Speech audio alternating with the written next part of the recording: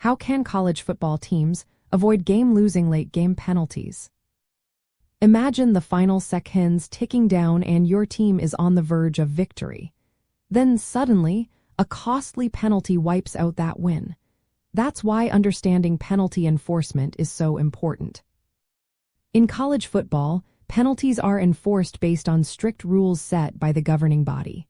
Personal fouls, holding, false starts, pass interference, and unsportsmanlike conduct happen often at critical moments. Officials apply these rules consistently, but the pressure of a close game can make players more prone to infractions. The key to avoiding late-game penalties starts with discipline and emotional control. Players need to stay calm and focused, especially when emotions run high. Coaches should set clear expectations that penalties become less acceptable as the game nears its end. Training and recognizing when they are crossing the line helps players avoid unnecessary fouls.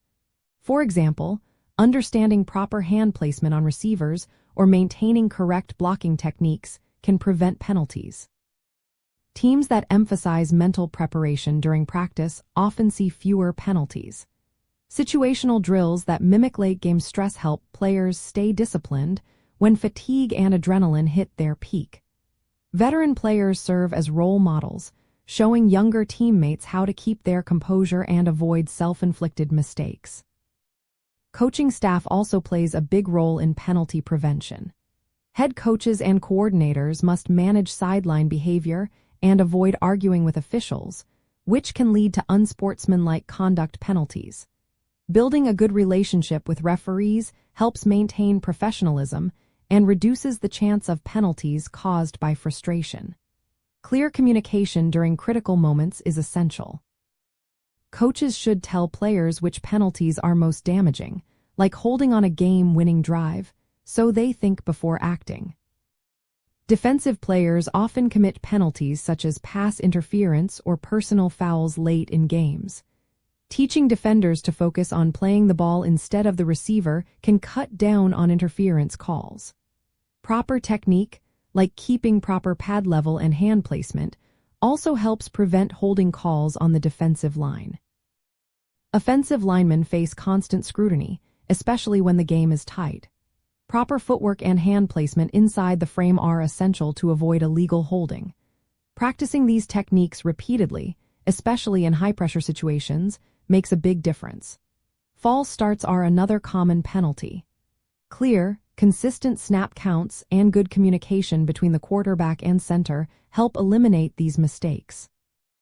In loud stadiums, teams need backup signals or silent counts to prevent false starts.